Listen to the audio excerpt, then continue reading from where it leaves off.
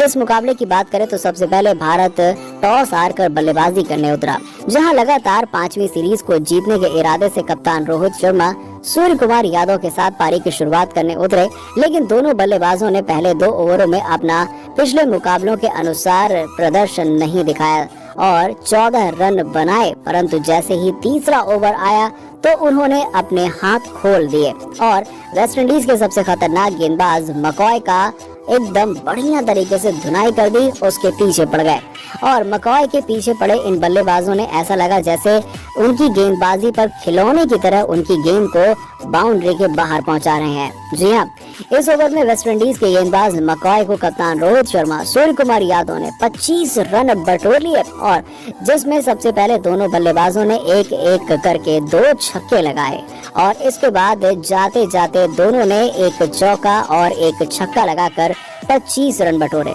लेकिन उसके बाद दोनों ने अपनी पारी को ज्यादा दूर तक ले जाने में कामयाबी हासिल नहीं की, जहां अकील हुसैन ने रोहित शर्मा को क्लीन बोल्ड कर दिया और जहां रोहित शर्मा 207 के स्ट्राइक रेट से बेहतर बल्लेबाजी कर रहे थे, परंतु इसी बीच 16 गेंदों पर 2 चौके और 3 छक्कों की मदद से 33 रन बनाने के बाद रोहित शर्मा तो पवेलियन लौट गए। इसके बाद बल्लेबाजी करने दीपक हुड्डा आए, लेकिन दूसरी तरफ से साथ दे रहे सूर्य कुमार यादव ने रोहित शर्मा के पीछे पीछे अपना विकेट दे दिया, जहां पर सूर्य कुमार यादव जोसेफ की गेंद पर एलबीडब्ल्यू आउट हो गए और सूर्य कुमार यादव ने 14 गेंदों पर 1 चौके और 2 छक्के की मदद से 172 के स्ट्राइक रेट से बल्लेबाजी करते हुए 24 रन बनाए थे। परंतु अब पारी को संभालने का काम ऋषभ पंत को करना था और पावर प्ले में 65 रन 2 विकेट के नुकसान पर बन जाने के बाद कोई भी जोखिम लेने के लिए वो आगे नहीं बढ़ रहे थे और दोनों बल्लेबाज मिलकर 47 रन की साझेदारी करने में सफल हो गए। परंतु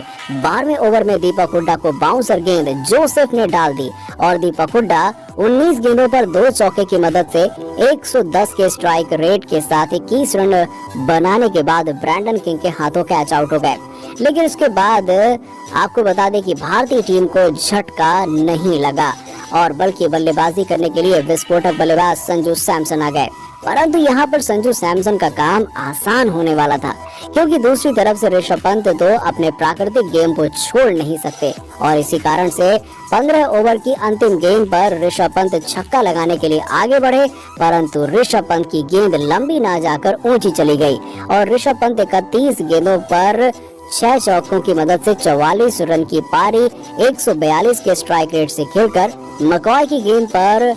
ड्रेक्स के हाथों कैच आउट हो गए, जिसके बाद मैच को समाप्त करने के लिए धोनी की तरह ही उनके दूसरे रूप यानी कि दिनेश कार्तिक आए। लेकिन आज दिनेश कार्तिक का बल्ला बिल्कुल खामोश रहा, जहां दिनेश कार्तिक 19 ओवर में मकॉय की गेंद पर 9 गेंदों में 6 रन बनाने के बाद पीछे की तरफ शॉट लगाने के चक्कर में विकेट दे बैठे और बल्लेबाजी करने अक्षर पटेल आए और आते ही उन्होंने रविंद्र जडेजा की कमी को पूरा कर दिया और 2 गेंदों पर 2 छक्के सामने की तरफ लगा दिए और पारी की समाप्ति एक चौके के साथ करी और इसी के साथ भारतीय टीम ने 191 रन 5 विकेट के नुकसान पे बना दिए, जहां अक्षर पटेल ने 8 गेंदों पर 1 चौके और 2 छक्कों की मदद से 20 रन 250 के स्ट्राइक रेट से नाबाद बनाए, तो दूसरी तरफ संजू सैमसन ने 23 गेंदों पर 2 चौके और 1 छक्के की मदद से 131 के स्ट्राइक रेट से नाबाद 30 रन बनाए और विरोधी गेंदबाजों की तरफ से जोसेफ और मकॉय ने 2-2 विकेट हासिल किए और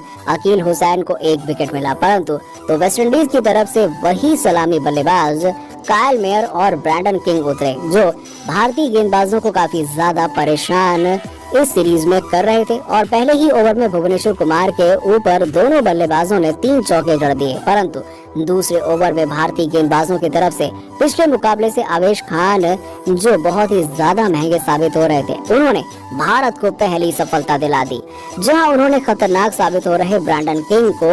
8 गेंदों पर 3 चौकों की मदद से 13 रन बनाने के बाद कॉटन बोल्ड कर दिया और बल्लेबाजी करने के लिए थॉमस आए और थॉमस को ज्यादा देर क्रीज पर टिकने नहीं दिया, जहां आवेश खान ने उनको 4 गेंदों पर 1 रन बनाने के बाद दीपक हुड्डा के हाथों कैच आउट करा दिया। अब बल्लेबाजी करने के लिए वेस्टइंडीज की आन बान शान यानी कि कप्तान निकोलस पूरन आए और आते के साथ ही बल्लेबाजी से तहलका मचा दिया। लेकिन 5वें ओवर में जैसे ही कप्तान रोहित शर्मा ने गेंद अक्षर पटेल को दी, अचानक से मुकाबले में बहुत ही बड़ा बदलाव आ गया। जहां निकोलस पूरन ने पहली ही गेंद पर उनका स्वागत चौके के साथ किया, तो वहीं अगली गेंद पर भी छक्का जड़ दिया, लेकिन उसके बाद एक गेंद छोड़कर उन्होंने फिर से 2 छक्के लगा दिए और ओवर में 22 रन बटोरे। परंतु इसके अगली ही गेंद पर, या फिर कहें कि ओवर की अंतिम गेंद पर, निकोलस पूरन नाराज दिखाई दिए, क्योंकि मेयर के साथ मिस कम्युनिकेशन के कारण निकोलस पूरन रन आउट हो गए और निकोलस पूरन ने आउट होने से पहले 8 गेंदों पर 300 के स्ट्राइक रेट के साथ 3 छक्के और 1 चौके की मदद से 24 रन बनाए, जिसके बाद बल्लेबाजी करने पॉवेल आए और पावर प्ले में 61 रन 3 विकेट के नुकसान पे बना लिए वेस्टइंडीज ने। लेकिन निकोलस पूरन के आउट होने के बाद कायल मेयर भी कुछ खास कमाल नहीं कर पाए और 16 गेंदों पर 2 चौकों की मदद से 14 रन बनाने के बाद बाउंड्री पर दीपक हुड्डा के हाथों अक्षर पटेल की गेंद पर कैच आउट हो गए। इसके बाद बल्लेबाजी करने हेटमायर आए तो वहीं 9वें ओवर में फिर से विकेट गिर गया, जहां रोबन पॉवेल 16 गेंदों पर 1 चौके और 2 छक्कों की मदद से आउट हो गए। और आपको बता दें कि उन्होंने 24 रन बनाए और इसके बाद बाउंड्री पर दीपक हुड्डा के हाथों अक्षर पटेल की गेंद पर आउट हुए और अब बल्लेबाजी करने जेसन होल्डर आए। लेकिन 82 रन पर 5 विकेट गिर जाने के बाद कप्तान रोहित शर्मा ने अर्शदीप सिंह को मध्य ओवरों में गेंदबाजी दी और उन्होंने कप्तान का भरोसा जीत लिया और 9 गेंदों पर 1 चौके और 1 छक्के की मदद से 14 रन बनाने के बाद सैमसन के हाथों कैच आउट करा दिया, जिसके बाद बल्लेबाजी करने अकील हुसैन आए और अब तो विकेट ताश के पत्तों की तरह गिरते हुए दिखाई दे रहे थे। जहां 15वें ओवर में रवि बिश्नोई ने 2 विकेट गिरा दिए, जिसमें पहली ही गेंद पर अकील हुसैन 10 गेंदों पर 3 रन बनाकर सूर्य कुमार यादव के हाथों कैच आउट हो गए। तो वहीं ओवर की अंतिम गेंद पर सिमरन हेटमायर, जो कि भारत के लिए सबसे बड़ी मुसीबत साबित हो सकते थे, वो भी 19 गेंदों पर 2 चौके और 1 छक्के की मदद से 19 रन बनाकर क्लीन बोल्ड हो गए और अब 5 ओवर में जीत के लिए 76 रनों की आवश्यकता थी और 18वें ओवर में अर्शदीप सिंह ने डोमिनियन ड्रेक को जबरदस्ती यॉर्कर डालकर क्लीन बोल्ड कर दिया और उन्होंने 7 गेंदों पर 1 चौके की मदद से 5 रन बनाए। इसके बाद बल्लेबाजी करने आखिरी विकेट के लिए मकॉय आए और मुकाबले के अंतिम ओवर की पहली ही गेंद पर अर्शदीप सिंह ने मकॉय को 2 रन पर क्लीन बोल्ड कर दिया और इसी के साथ ही वेस्टइंडीज की टीम 19.1 ओवर में 132 रन पर ऑल आउट हो गई और यहाँ भारतीय टीम की तरफ से अर्शदीप सिंह ने 3 विकेट, तो वहीं रवि बिश्नोई, अक्षर पटेल और आवेश खान ने 2-2 विकेट हासिल करे और मुकाबले में 59 रन से लंबी जीत हासिल कर लगातार 5वीं बार वेस्टइंडीज को T20 सीरीज में हरा दिया और इस मुकाबले में आवेश खान को 2 विकेट लेने के लिए मैन ऑफ द मैच के अवार्ड से नवाजा गया। तो वहीं 5 मैचों की सीरीज में 3-1 से भारतीय टीम आगे चल रही है। तो वहीं अंतिम मुकाबला वेस्टइंडीज की टीम इज्जत बचाने के लिए खेलना उतरेगी और भारतीय